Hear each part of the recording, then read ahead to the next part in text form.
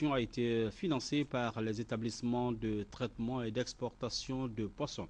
Mohamed Saïd Fofana a aussi mis son séjour à profit pour procéder à la pose de la première pierre du chantier de réhabilitation du port de Kamsar. Ansman Toumani Kamara.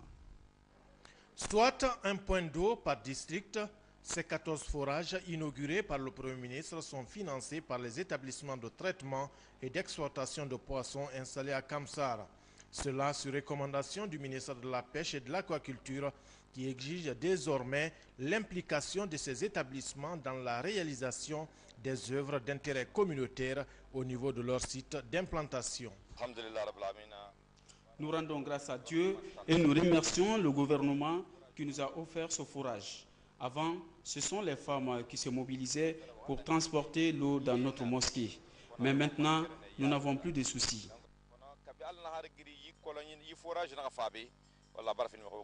Sur la même lancée, au port de pêche de Kamsar, les travaux de construction d'un centre de santé avancent à grands pas. Le financement est aussi assuré par ces mêmes établissements de traitement et d'exportation de poissons. Vous voyez, il y a un centre d'accueil, des pharmacies. Après ça, il y a aussi une latrine. Derrière là, il y a aussi une morgue. Ici, encore un autre logement pour le chef de centre. De son côté, le gouvernement guinéen, dans le cadre de son programme d'appui à la pêche artisanale, vient de financer les travaux de réhabilitation du ponton du port de Kamsar. La dalle a été endommagée il y a de cela 4 ans. Il y a 4 ministres qui se sont succédés à la tête du département de la pêche. Ils n'ont pas pu réaliser la restauration. Grâce à notre ministre, M. Moussa Kondé, j'ai fait un projet de restauration, je vous ai soumis.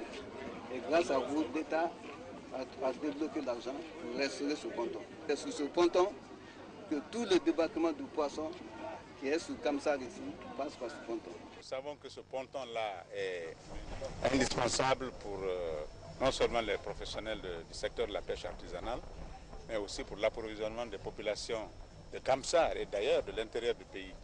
C'est pour ça que nous n'avons pas hésité au niveau du Conseil à répondre favorablement à la demande de M. le ministre. Et je suis heureux de constater que les travaux vont démarrer bientôt. Il reste à souhaiter que ces travaux s'achèvent rapidement pour que le poisson, d'où qu'il vienne, de Bissau, du Sénégal et de partout, puisse permettre de ravitailler davantage, n'est-ce pas, nos populations. Nous comptons sur vous pour que l'ouvrage soit bien contrôlé et que, n'est-ce pas, il soit bien entretenu lorsqu'il sera achevé. Et pour mettre un terme à la crise d'eau et d'électricité au port de Kamsar, le ministre de la Pêche a entamé des négociations auprès de la compagnie de bauxite de Guinée CBG pour la recherche d'une solution idoine. Les activités de la première dame de la République, Mme Djane Kondé, s'est rendue ce week-end à la Direction générale de la protection civile, où elle a constaté les efforts pour l'assainissement de la ville de Conakry. La première dame de la République s'est ensuite rendue à Fria, où elle a présidé la cérémonie de remise de dons faite par le Rotary Club et ses partenaires. Adama Magasuba, commentaire. L'association des épouses de militaires et paramilitaires, toujours aux côtés de la première dame de la République, dans son combat contre l'insalubrité, était le week-end à la Direction générale de la protection civile à Kaloum. Ces dames ont, dans un enthousiasme habituel, accueilli Mme Djane Kondé dans un espace propre. Comme elles savent le faire, les épouses de militaires et paramilitaires étaient très tôt dans ce camp.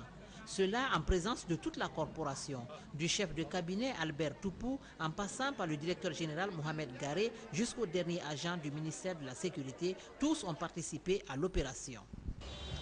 Excellence, Madame la Première Dame, soyez rassurés que les épouses de policiers et de sapeurs-pompiers qui vous reçoivent aujourd'hui avec tous les honneurs dû au rôle éminemment positif que vous ne cessez de jouer dans le combat de reconstruction nationale, ces épouses, dis-je, seront toujours à vos côtés pour la réussite de votre programme.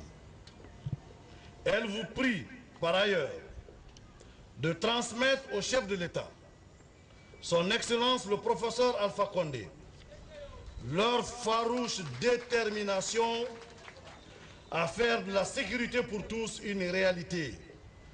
Car sans cette sécurité pour tous, la démocratie tant ambitionnée n'est qu'une illusion. Encore une fois, Excellence Madame la Première Dame, soyez la bienvenue. Devant les bureaux de la Direction générale des sapeurs-pompiers, un peloton d'honneur composé uniquement de jeunes policières ont présenté les honneurs à la Première Dame de la République à sa descente de voiture. Un fait marquant qui a impressionné Mme Guéné Condé. Je vous remercie du fond du cœur, du soutien que vous m'avez apporté depuis le lancement de mon plan d'action. C'est parti d'un constat très simple. Disons que lorsqu'on atterrit à Conakry, ce qui frappe en premier lieu, c'est l'insalubrité, c'est la saleté criarde de Conakry. Alors c'est vrai, certes, nous n'avons pas de moyens, la pauvreté est là, mais nous nettoyons bien nos cours, nos concessions. Donc d'où l'idée de lancer le slogan « Nettoyons cette ville afin de la rendre propre ». C'est vrai, dans le discours du directeur général, il y a une corrélation directe entre la saleté et les maladies. Donc moi, je pars vraiment à la chasse contre tout acte d'incivilité. On peut rendre cette ville propre sans beaucoup de moyens. Moi, ce que je voulais, c'est juste une impulsion. Et je vous remercie du fond du cœur d'avoir répondu à cet appel. Mon plan d'action arrive bientôt à terme, mais je vous remercie sincèrement de votre soutien. Après la Direction générale de la protection civile, la Première Dame de la République et sa suite ont rallié la cité minière de Fria à quelques 150 km de la ville de Conakry. À 25 km de la cité, précisément à Tormelin, les populations ont stoppé le cortège et de façon spontanée organisé une réception pour la Première Dame, histoire d'extérioriser leur amour pour le couple présidentiel, dira le chef du village. À Fria, le thermomètre était monté en flèche, mais les habitants de la cité minière avaient défié les ardeurs du soleil pour rencontrer la Première Dame de la République. Ce premier contact fut sincère et bon enfant. C'est une maison des jeunes entièrement rénovée par la compagnie Russal qu'a choisi le Rotary Club de Fria pour recevoir Mme Guéné Condé. Cela dans le cadre de son projet baptisé Action Mère et Enfants, avec la remise de 10 motos-ambulances en faveur de 10 centres de santé des régions administratives de Boké et Kindia. Le club Rotary de Fria, en partenariat avec les clubs européens et l'association Elora, ont à cette occasion mis l'événement sous la présidence d'honneur de la Première Dame de la République. Le Rotary Club de Fria et les représentants des clubs partenaires et associations d'Europe sont très fiers et honorés que vous ayez accepté, malgré vos multiples occupations, de rehausser de votre présence la remise de dons de 10 tricycles ambulances aux populations des préfectures de Télébélé, Bofa, Dubreka et Fria.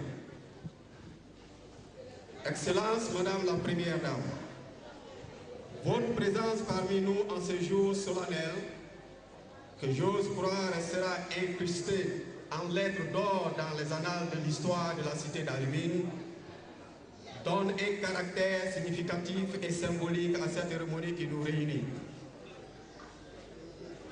Significatif parce que c'est une première dans l'histoire de notre cité d'Alumine que la Première Dame de la République se déplace pour marquer de sa présence la célébration d'une quelconque cérémonie.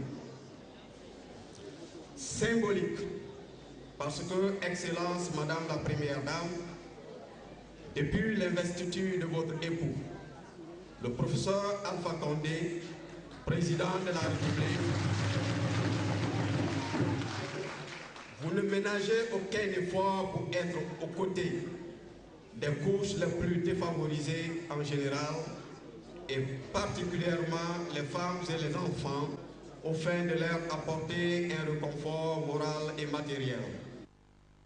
À la maison des jeunes de Fria, la joie se lisait sur le visage des populations rurales qui désormais pourraient sans grande difficulté aider les malades à rallier les centres de santé.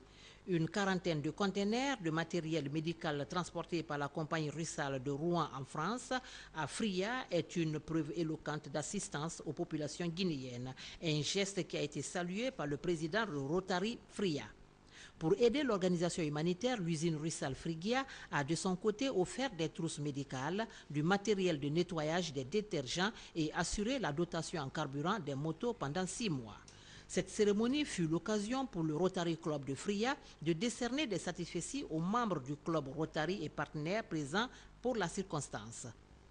La première dame de la République a reçu un satisfecit pour ses efforts dans le cadre des actions d'assainissement et de réconciliation nationale. C'est l'épouse du Premier ministre qui a, au nom de la première dame, remercié les donateurs. Elle me charge de vous remercier très sincèrement pour cette importante mobilisation réservée à sa délégation. Elle exhorte pour cela la population de Fria à resserrer les rangs pour une vraie unité nationale.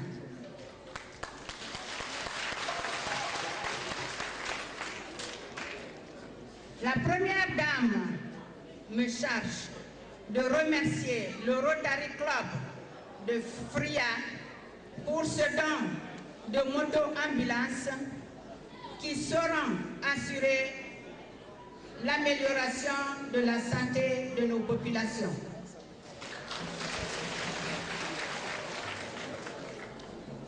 À ce remerciement, elle associe les autres clubs partenaires tout en les assurant que les bénéficiaires en feront un bon usage. Des groupements féminins qui ont massivement fait le déplacement ont, dans le souci d'adhérer aux actions de la première dame de la République, offert des présents à Mme Guéné Condé. Des gestes pleins de signification et hautement appréciés par la première dame de la République. C'est tout émerveillé que la première dame de la République a quitté la cité minière de Fria.